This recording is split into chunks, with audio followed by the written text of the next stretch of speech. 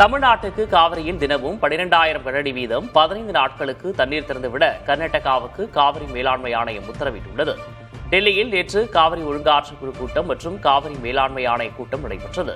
அப்போது தமிழ்நாட்டுக்கு அடுத்த 15 நாட்கள் நாளொன்றுக்கு 12,000 கனஅடி நீரை திறந்துவிட காவிரி ஒழுங்காற்று குழு பரிந்துரைத்தது.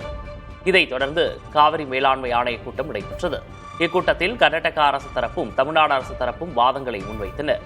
இந்நிலையில் காவிரி ஒழுங்காற்று குழுவின் பரிந்துரையை காவிரி மேலாண்மை ஆணையம் உறுதி செய்தது.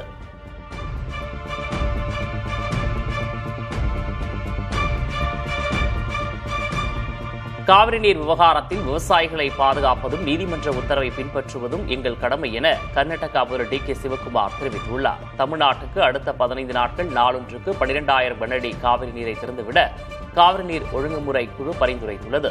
இதுகுறித்து கருத்து தெரிவித்துள்ள கர்நாடக ஆளுநர் டி.கே. சிவக்குமார், போதிய பருவமழை இல்லாததால் அணைகளில் நீர்மட்டம் குறைவாக உள்ள நிலையில் அதிகாரிகளுடன் கலந்தாலோசித்து அடுத்த கட்ட முடிவு எடுக்கப்படும் என கூறியுள்ளார்.